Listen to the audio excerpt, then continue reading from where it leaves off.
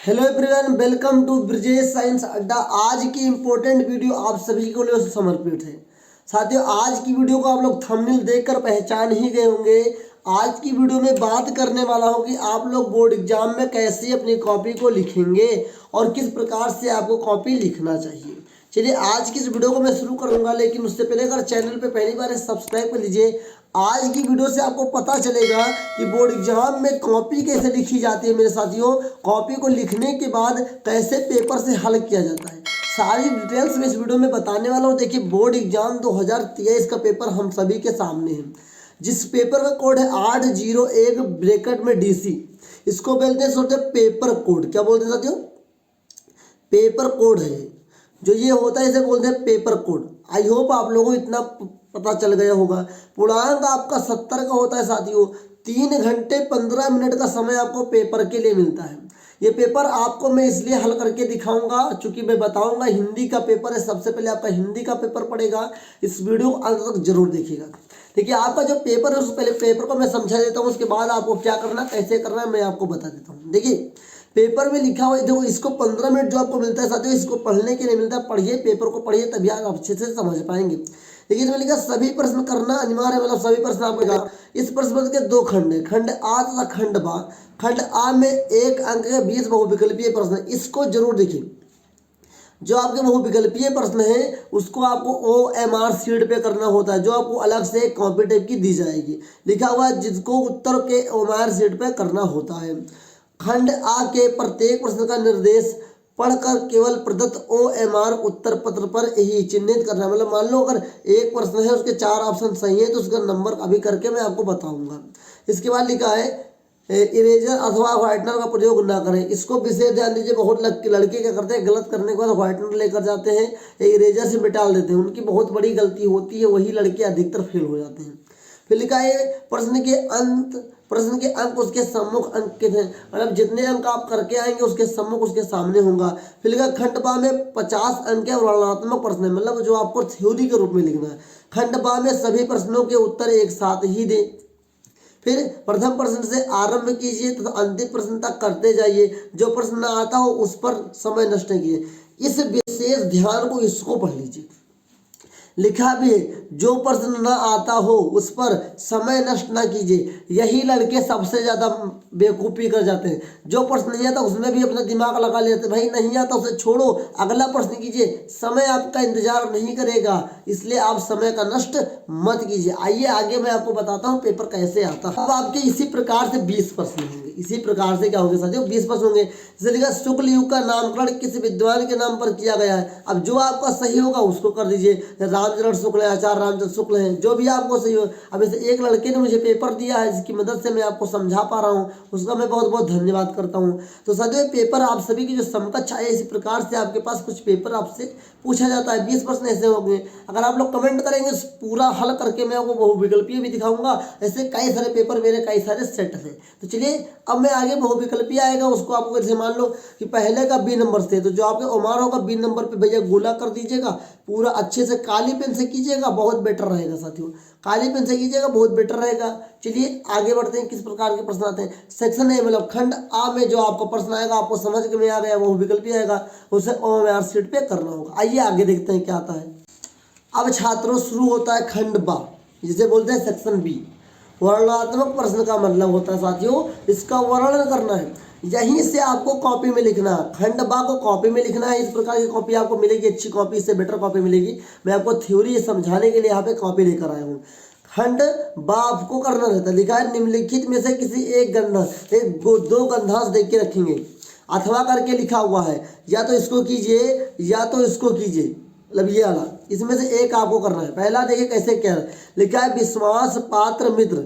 ये ट्रिक मैं बताता हूँ। अगर मित्र आया, समझ लो मित्र वाले पार्ट से लिया गया, मतलब मित्रता वाले ने। मित्रता वाला पार्ट किसने लिखा, कमेंट सेक्शन में जरूर बताइएगा साथियों, मैं नहीं बताऊंगा। ये सवाल आपके लिए है कि मित्रता किसने लिखा है, इसको कमेंट में जरूर बताइए।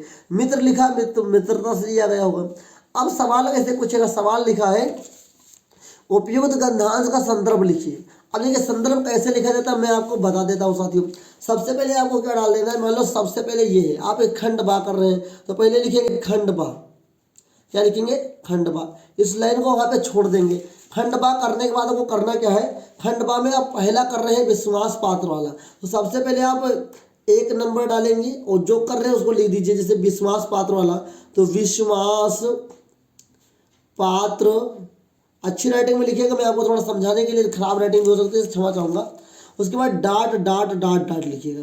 अंत में क्या इसमें लिखा हुआ है, जीवन निर्वाह, इसलिए आपको जीवन निर्वाह भी लिख देना है लास्ट में। क्या, जीवन निर्वाह, हो गया, जीवन निर्वाह। अब इसको करने के बाद जो मेन टॉपिक समझना, इसको समझने की कोशिश कीजिएगा। अब सवाल कैसे करना है मैं आपको बता देता हूँ।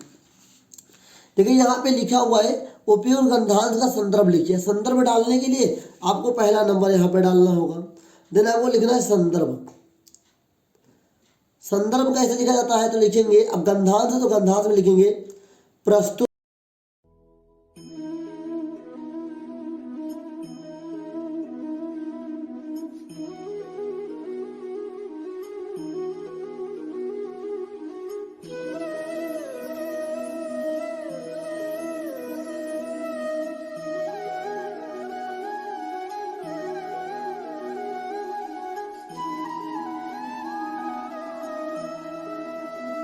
देखिए क्या होगा।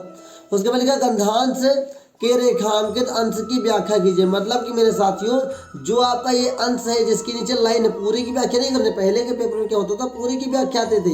अब क्या हो गया है, जो अंडरलाइन है उसी की व्याख्या करनी होती है, उस व्याख्या कर देंगे।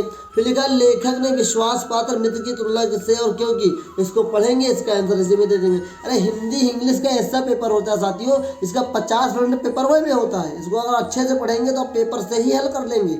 चलिए आगे बढ़ते हैं साथियों। अब साथियों ध्यान से देखिएगा, खंड बा के 1 नंबर में आपने सीखा गंधांश आएगा, बा नंबर में क्या आएगा आपका, बा नंबर के दूसरे में गद्य पद्यांश आएगा। लिखा निम्नलिखित में से एक पद्यांश पर आधारित सभी प्रश्नों के उत्तर दीजिए। समझिएगा, आपका पूरा ये पद्यांश यहाँ से यहाँ तक लिखा हुआ है। लिखा ऊधो मन में ऊधन ऊधो मन न भय 10-20 एक होतो सो गयो श्याम संग। इसको किसने लिखा है, ये किसकी रचना है, इसको भी कमेंट में आपको बताना है। इसमें भी क्या पूछा गया है, लिखा है उपयुक्त पदार्थ का संदर्भ लिखो, संदर्भ लिख देना है। रेखांकित की व्याख्या कीजिए, जिसके नीचे लाइन है, जिसके नीचे लाइन है उसी की आपको व्याख्या कर देनी है। फिर आपको क्या लिखा है, इंद्रिय स्थिल भाई केशव बिन जो बिन शीश। उपयुक्त पद में उपयुक्त अलंकार का नाम लिखिए, अलंकार भी भैया आपको लिख देना है। अलंकार क्या होता है इसको भी कमेंट करेंगे तो मैं आपको पढ़ा दूंगा। बहुत आसान होता है साथियों, 2 देख के रखे हैं, आपको करना है। तीसरे नंबर के क्वेश्चन में क्या लिखा हुआ है, निम्नलिखित संस्कृत गंधांश का संदर्भ लिखो। भैया केवल संदर्भ लिखने से व्याख्या करना, संदर्भ व्याख्या इसमें नहीं बल्कि हिंदी में अनुवाद करना होता है। इस चीज को याद रखिए, बहुत लड़के कर देते हैं गलती, वो व्याख्या के चक्कर में रह जाते हैं। व्याख्या नहीं करना है, हिंदी में अनुवाद करना है जो आपका संस्कृत में है। और इसका क्या कर देना साथियों, किस पाठ से लिया है, वाराणसी है, टिक लगा दो भैया, वाराणसम, यह वाराणसी नगरी से लिया गया है। वाराणसी शुरुआत में आ गया, मतलब कि वाराणसी पाठ से लिया गया है, संस्कृत के वाराणसी नामक पाठ से। इसका उठा के हिंदी में अनुवाद कर दो, आपका 5 नंबर तैयार हो जाएगा। बहुत आसान है पेपर को हल करना साथियों। चलिए आगे देखते हैं। देखिए अगला जो आपका आता है 4 नंबर में, वो आता है एक पद्यांश। अब संस्कृत का एक श्लोक आता है, 2 श्लोक आते हैं, 2 में से एक को आपको क्या करना है, संदर्भ और हिंदी में अनुवाद करना है। उसको भी आप कर लीजिए बहुत आराम से। अब देखिए मेरे प्यारे साथियों, एक लिखा हुआ है, अपने पाठ्यखंड के आधार पर निम्नलिखित प्रश्नों में से किसी एक का उत्तर दीजिए। आपके अपने जिले में आपके पास जो भी आपने क्वेश्चन बैंक लिया होगा उसमें लिखा हुआ किस जिले के लिए क्या, जैसे मुक्त पद अलग अलग राज्यों जिलों के लिए है, राज्य तो भैया उत्तर प्रदेश हमारा है, ज्योति जवाहर अलग के लिए है, अग्र पूजा दूसरे के लिए, अग्र पूजा दूसरे के लिए साथियों। मेवाड़ मुकुट याद रखिए, बहराइच जो देवी पाटन मंडल वाले जितने भी स्टूडेंट होंगे वो मेवाड़ मुकुट को अच्छे से तैयार करके जाएंगे। और मेवाड़ मुकुट का जो नायक महाराणा प्रताप उसको याद कर लीजिए। और तृतीय सर्ग जो है उसे याद कर लीजिए। आपका इस बार 2024 में छप जाएगा मेवाड़ मुकुट, जय सुभाष, ये सब अच्छे से आप लोग तैयार कर लीजिए। इसके बाद आपका क्या आता है भैया, इसके बाद जो आता है, इसके बाद आपका इसमें आता है दिए गए लेखों में से किसी एक का जीवन परिचय। देखिए आचार्य रामचंद्र जयशंकर प्रसाद डॉक्टर, इसमें से एक लिखना है, तीनों का नहीं लिखना है। तो मैं कहता हूँ आप कम से कम 5 याद रखिए। और जल्द ही मेरे चैनल पे डॉक्टर राजेंद्र प्रसाद का तो बाद में आएगा, लेकिन पहले जयशंकर प्रसाद का आएगा, क्योंकि इस बार भी जयशंकर प्रसाद सबसे यहाँ छपने वाले हैं भैया। तो जयशंकर प्रसाद इस बार जो मैं आपको देने वाला हूँ लिखकर, उसको लिखकर आइए, एग्जाम में बहुत बढ़िया नंबर पाएंगे। उसके बाद लिखा है दिए गए कवियों में से किसी एक का प्रमुख रचना के साथ उल्लेख कीजिए। बहुत आसान है साथियों, बहुत आसान, मैं पूरा आपको बताऊंगा। आपका महाकवि बीरा, इसमें से महादेवी वर्मा जरूर तैयार कर लेना इस बार साथियों, बहुत इस बार आएगा। एक लड़की तैयार कर जाओ, इस बार महादेवी वर्मा जरूर आएगा। उसके बाद क्या लिखा है मेरे साथियों, अपनी पाठ्य पुस्तक कठिन में से एक श्लोक याद करके जाओ। अब इस पत्र को मैं आपको समझाता हूँ। लड़के क्या करते हैं, एक ही श्लोक याद करते हैं। अब आपने एक श्लोक याद किया और आ गया वही व्याख्या करने के लिए, तो उसको तो आप लिख नहीं सकते। इसमें लिखा जो इस प्रश्न पत्र में न आया हो उसको हल करना है। तो मैं आपको सजेशन दूंगा कि कम से कम 3 श्लोक याद कीजिए, कम से कम 3 श्लोक याद कीजिए, मतलब 6 लाइन हो जाएगा। तो 4 लाइन पेपर में आ जाएगा, तो 2 लाइन जो आपको बचा उसको इस यहाँ पे लिख देंगे, जिससे आपका 2 नंबर सिक्वेयर हो जाएगा, 2 नंबर कहीं नहीं जाने वाला। फिर इसमें लिखा हुआ है साथियों, निम्नलिखित में से किन्हीं 2 प्रश्नों के संस्कृत में उत्तर दीजिए। 4 प्रश्न आपके सामने आएंगे, जिसमें से 2 आपको देना ही देना है, जिसका 4 नंबर आपको मिलेगा। इस पे बहुत कमांड कीजिए आप लोग, बहुत समय कम है आपके पास, लेकिन आपके लिए काम बहुत अच्छे से मैं सिखाता हूँ, तो अच्छे से सीखिए, एग्जाम में पेपर अच्छे से लिख कर आइए।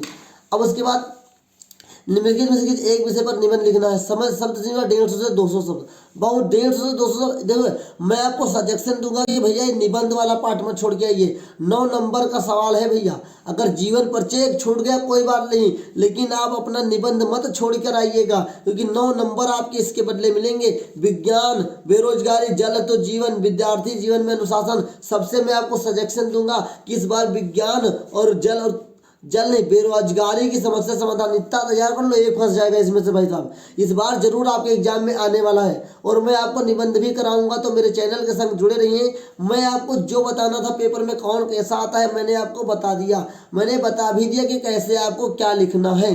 और अगर आप लोग ज़्यादा कुछ कमेंट करेंगे, आप लोग शेयर करेंगे वीडियो को, तो जैसा आपकी कमांड होगी वैसे आपको वीडियो जरूर मिलेगी। देखिए मैंने आपको पेपर हल करने का तरीका भी बता दिया, कैसे क्या आता है मैंने बता दिया।